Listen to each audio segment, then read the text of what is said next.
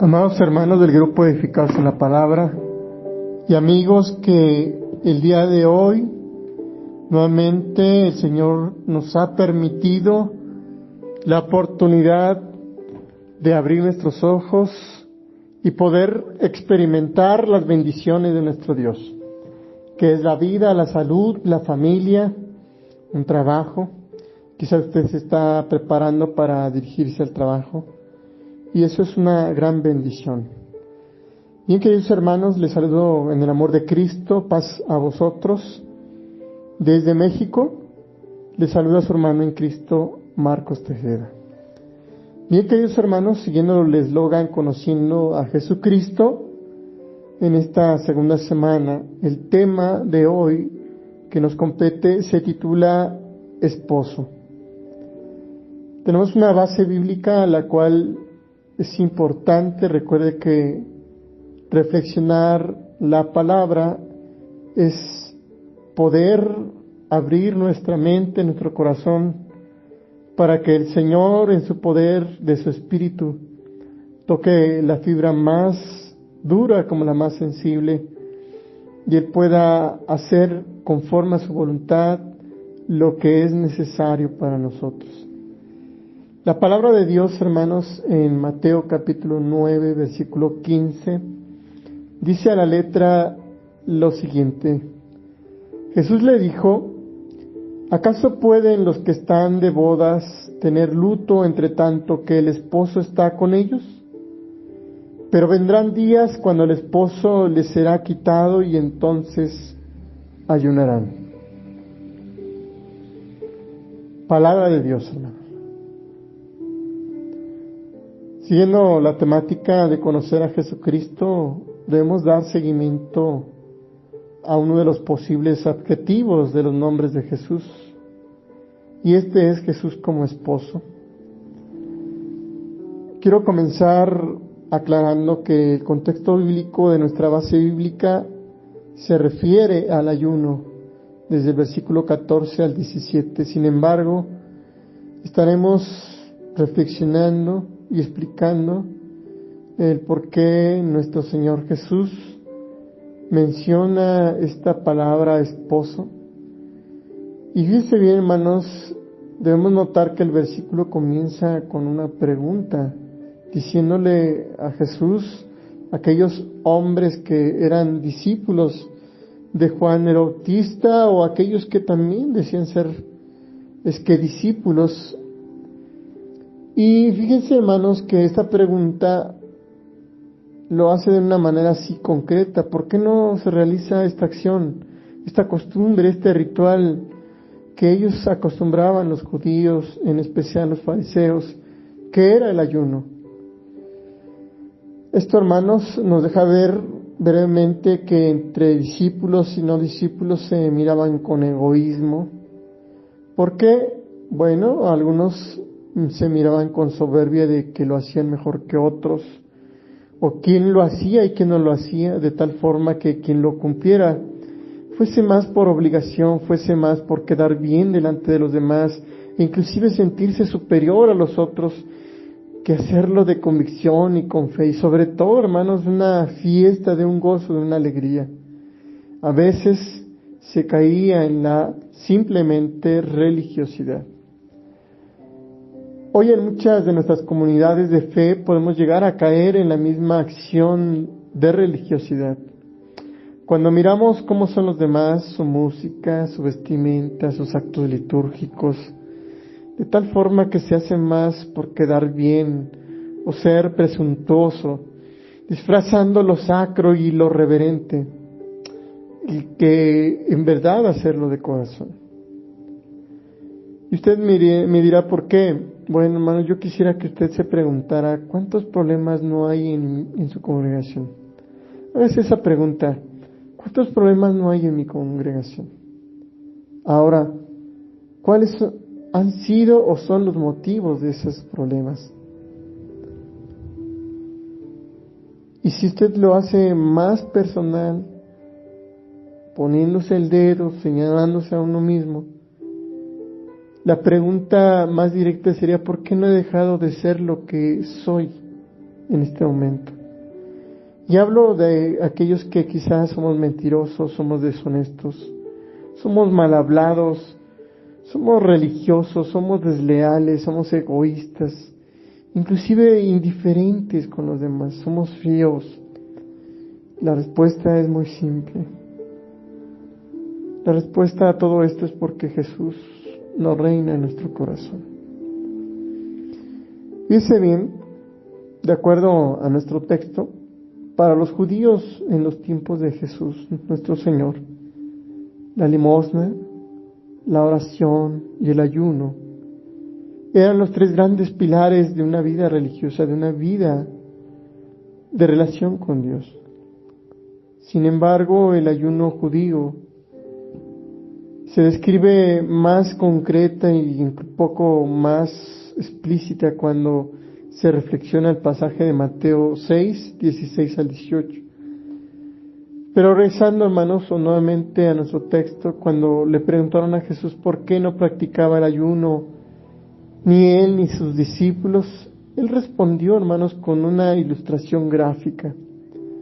Porque fíjese bien, nuestro texto, hermanos, es una ilustración gráfica para que nuestro Señor Jesús, hermanos, nos dijera acerca del verdadero sentido de lo que es, hermanos, experimentar primeramente el gozo, segundo, hermanos, la fiesta que hay en Él, y tercero, hermanos, esa experiencia de que Él, hermanos, será el esposo idóneo para esta novia ataviada que está esperando con gozo y con alegría que el novio regrese y la despose.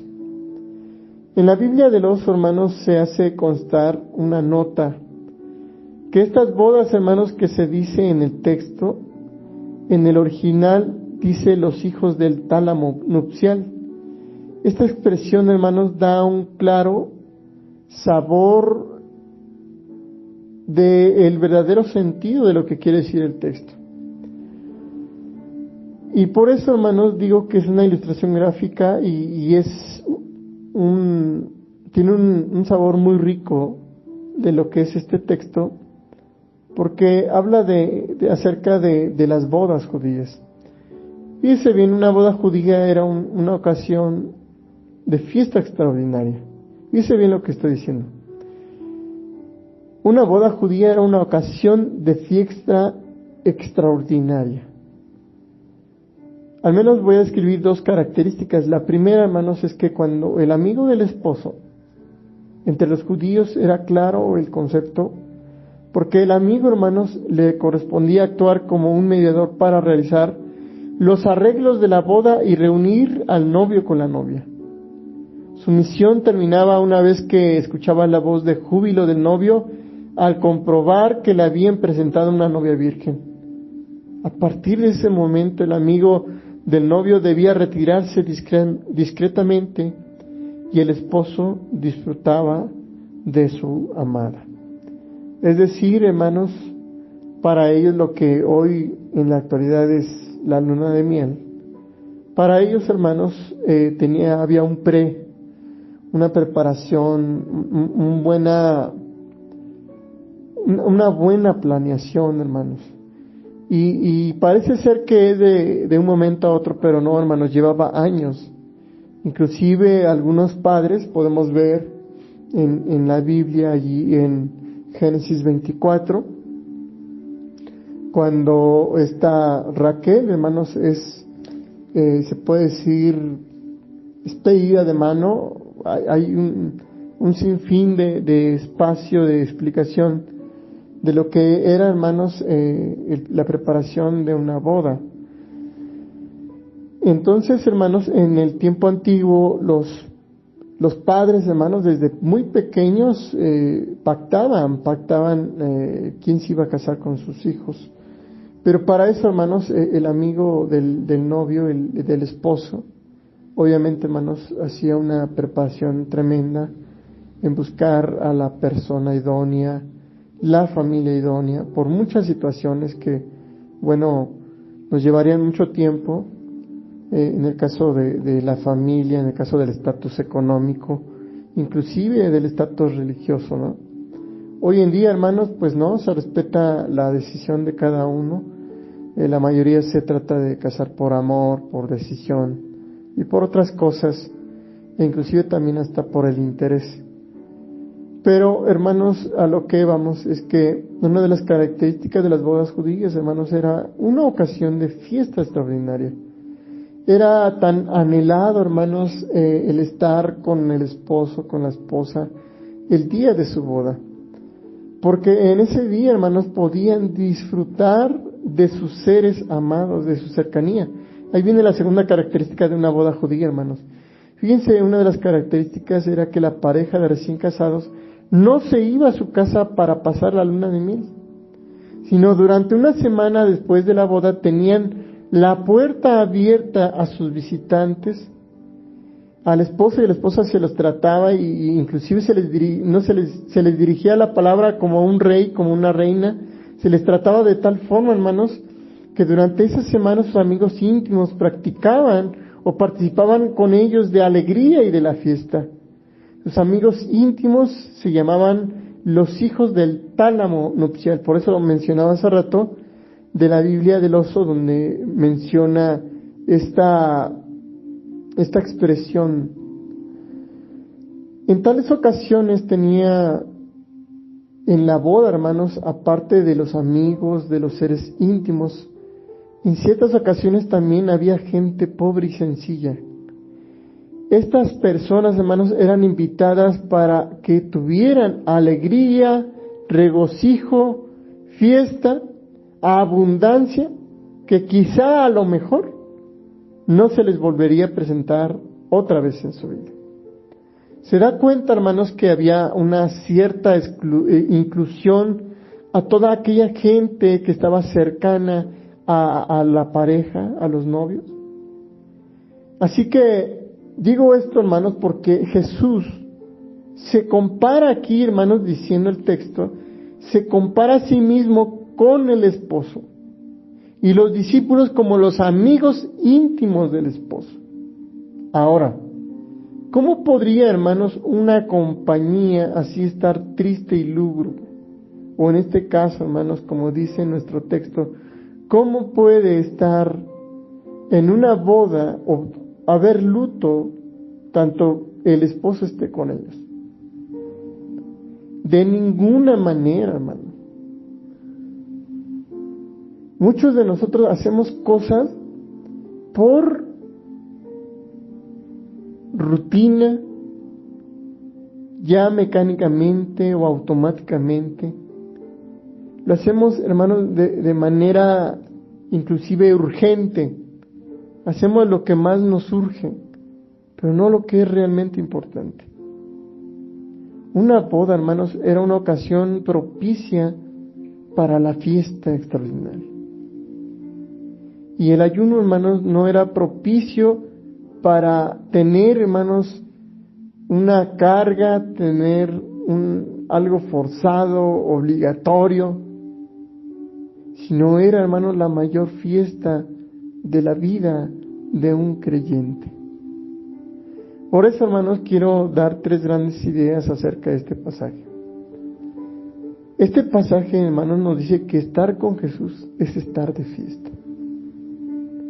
Porque nos dice, hermanos, que en la presencia de Jesús hay una preciosa efervescencia emocionante en nuestra vida. Lo he dicho, hermanos, en 1 o 2 o 3 ocasiones, que cuando usted toca el corazón de Jesús, usted no puede salir igual. Su vida tiene que salir transformada. Y estar con Jesús, hermanos, es una fiesta. Porque está dejando entrar, hermanos, la salvación, está dejando entrar la gracia, el perdón. Está permitiendo, hermanos, que el Señor haga de nuevo en esa vida humana, en esa vida carnal, haga un nuevo ser. Por eso, hermanos, en este texto nos dice que un cristianismo sumido en la melancolía es absurdo. Cualquiera que sea, hermanos, una oración, cualquiera que sea un ayuno, cualquiera que sea, hermanos, alguna actividad espiritual y religiosa, hermanos, que tenga melancolía es absurdo. Porque el que camina con Cristo, hermanos, camina con un gozo radiante.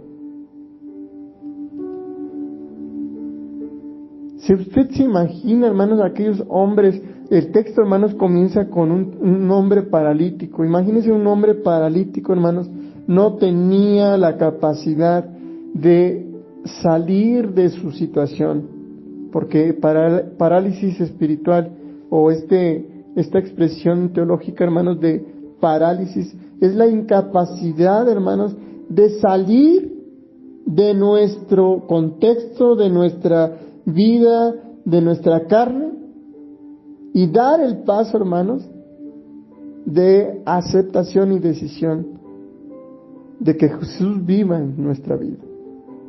Entonces,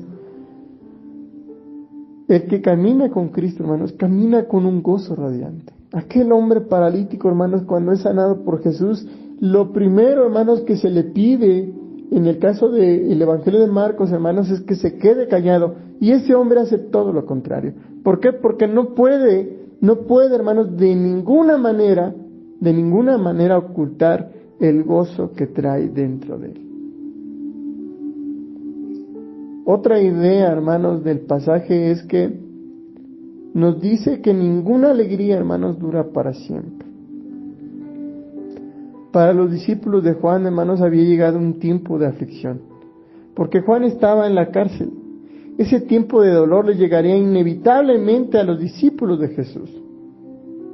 Si usted se da cuenta en nuestro texto, hermanos, en la parte final, nos dice, pero vendrán días cuando el esposo les será quitado y entonces ayunarán. Esto, hermanos, nos indica que ese tiempo de dolor le llegaría inevitablemente a los discípulos de Jesús. Es una de las muchas cosas inevitables de la vida en que las alegrías más queridas llegan a su fin. Es parecido, hermanos, a unas vacaciones. Cuando usted va a vacacionar, va muy feliz, está en el ambiente, descansa, reposa, visita, saca fotos, está con su familia, descansa. Pero después de las vacaciones, hermanos, vuelve a esa situación de trabajo y acciones de la vida cotidiana.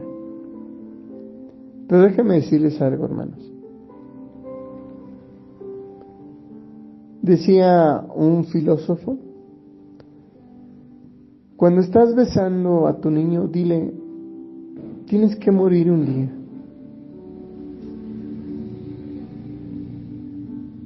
Porque nosotros tenemos que conocer a Dios y a Jesucristo, hermanos.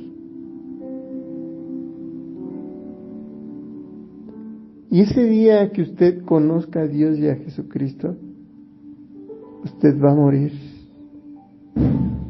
Pero al mismo momento, hermanos, va a resucitar.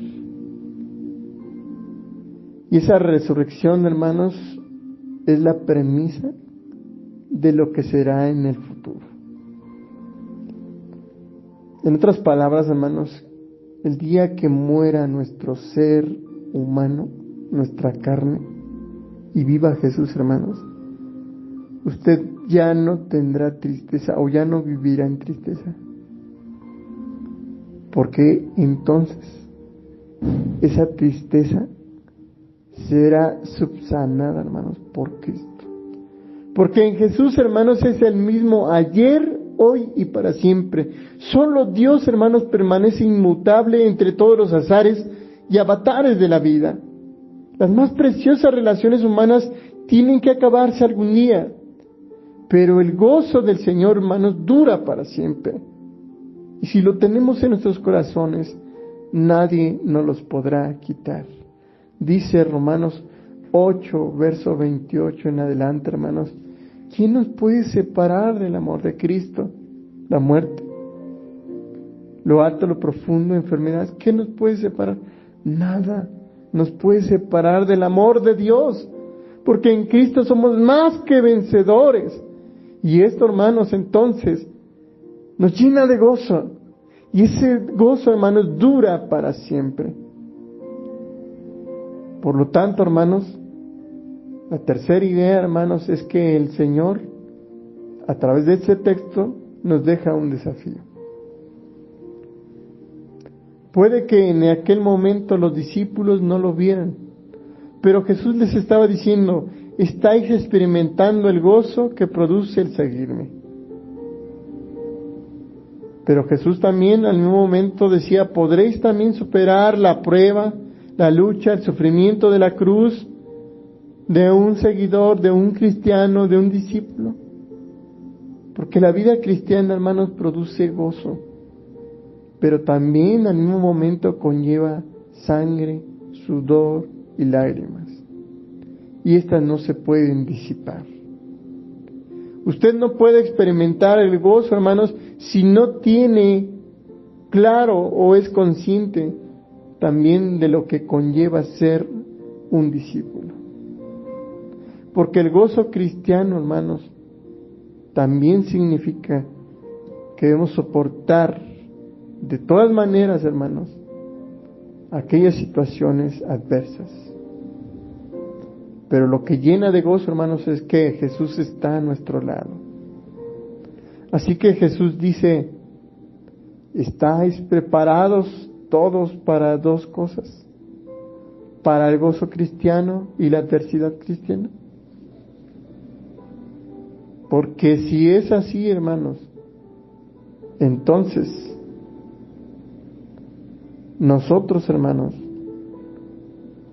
podemos abrazar este dicho con valor que Jesús ha dado. Jesús, hermanos, nunca hizo ilusiones, siempre fue claro, fue conciso. Inclusive al final de la cruz, hermanos, al final de todo dolor, de toda muerte, quien nos está esperando, hermanos, es Jesús. Y aquí, hermanos, se recorre la cortina y Jesús muestra, hermanos, que el camino de la vida también es el camino de la cruz. Pero sin embargo, hermanos, tenemos un valor. Y el valor, hermanos, es que lo que cuesta el camino de Dios es que nada de lo que ahorita, hermanos, podamos sufrir se va a comparar, hermanos, con lo que hemos de recibir en el reino de Dios. Si en el Antiguo Testamento Dios se comprometió con el pueblo de Israel haciendo un pacto con ellos a través de los 10 mandatos, hermanos, ahora en este nuevo pacto, en el Nuevo Testamento, hermanos, Dios se compromete con cada uno de los que creen en Cristo por medio del segundo pacto, que es la salvación, la gracia, que es derramada por la sangre de Jesús en la cruz. Porque entonces, hermanos, entonces nosotros podemos gozarnos desde este momento de que el esposo vendrá por la novia y la desposará por siempre, y Él estará totalmente a nuestro lado. No es, hermanos, hasta la plenitud del reino, sino desde ahora, hermanos, desde ahora ya podemos experimentar el gozo en Cristo, porque Cristo está con nosotros y nada nos puede separar de Él. Qué hermoso, hermanos, qué hermoso es saber, y qué motivador y sobre todo esperanzador, hermanos, de que Cristo está con nosotros, solo si realmente le hemos recibido, realmente de corazón, solo si realmente lo hemos o lo tenemos en nuestra vida, y estaremos haciendo fiesta continuamente con Él a través de la comunión. Que el Señor les bendiga, hermanos, paz. A ustedes deseo que el Señor nos alcance con su bendición. Y ahora, hermanos, con ese gozo, el gozo, hermanos, de que es el esposo anhelado y que mientras esté con nosotros, hermanos, debemos experimentarlo, porque eso, hermanos, es un precedente de lo que será en la eternidad. Que Dios les bendiga.